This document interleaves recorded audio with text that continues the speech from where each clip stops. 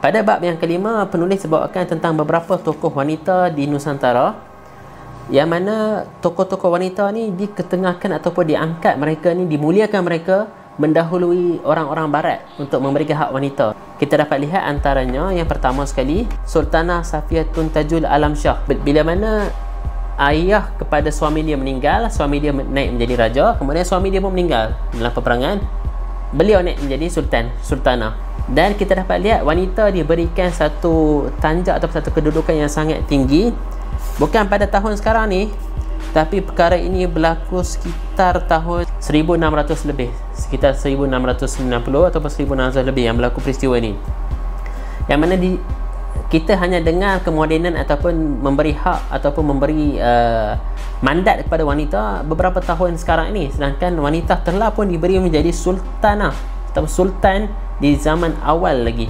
Kemudian kita juga ada Laksamana Kumalayati yang penulis sebutkan pada muka surat 155 itu, sebelum barat memperjuangkan emansipasi wanita dan kesetaraan gender, tanah Aceh jauh lebih awal melaksanakan dasar yang meraihkan bakat wanita. Ini berlaku pada tahun 1599, di mana seorang wanita menjadi laksamana yang juga berperang dan juga melawan dengan orang. Kemudian kalau kita pernah lihat duit RM10,000, ada gambar seorang wanita. Dia adalah Cut Nyak Din. Menariknya, beliau kahwin ketika umur beliau 12 tahun dan tidak ada apa-apa kritikan. Sebab kita tahu di zaman itu berkahwinan di usia muda adalah sesuatu yang biasa. Kerana itu, bila mana baginda Rasulullah berkahwin pada usia yang muda, tidak ada orang yang kritik di waktu itu.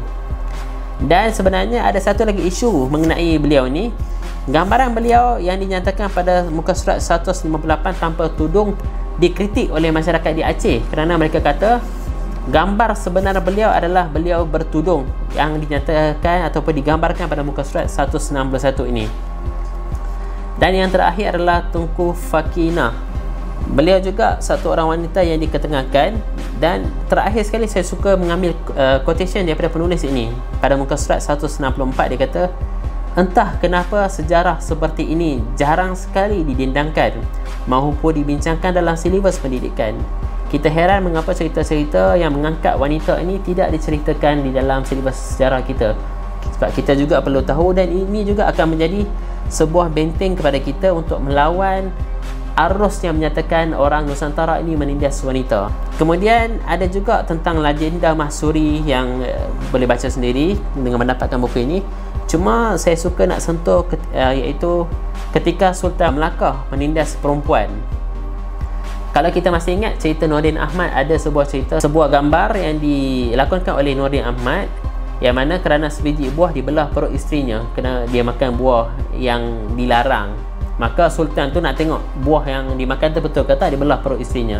Sultan Mahmud mangkat ada julang, yang mana kata Nordin Ahmad yang ditulis dengan tinta emas, iaitu Sultan Alim Sultan disembah, Sultan Zalim Sultan disanggah. Dan dalam beberapa cerita yang digambarkan di waktu dulu juga ada dirampas isteri orang untuk menjadi gundik dan sebagainya. Cuma penulis bawakan dua kisah. Yang pertama, Sultan Melaka mengambil tunangan orang untuk dijadikan isteri. Yang kedua, dia ambil isteri orang untuk dibuat rusuhan, dan akhirnya isteri dia menjadi janda dan dikahwin isteri tersebut. Ini antara perkara, dan akhirnya kerajaan Melaka telah kecundang. Kata penulis ni kerana mereka buat kezaliman terhadap wanita. Sebenarnya ada juga kerajaan yang runtuh kerana wanita, seperti kerajaan di Rom yang runtuh kerana seorang raja yang terlalu ikut kehendak isteri beliau yang berbelanja dengan boros, sehingga rakyat Romania melakukan pemberontakan. Jadi apa yang dapat disimpulkan daripada pembacaan buku ini, banyak perkara yang kita boleh belajar daripada buku ini. Cuma ada beberapa perkara yang kita boleh bincangkan dengan lebih. Dan untuk tahu tentang lebih lanjut, saya sangat mencadangkan untuk kita dapatkan buku ini. Sangat bermanfaat, serta banyak perkara baru yang boleh kita adaptasi daripadanya.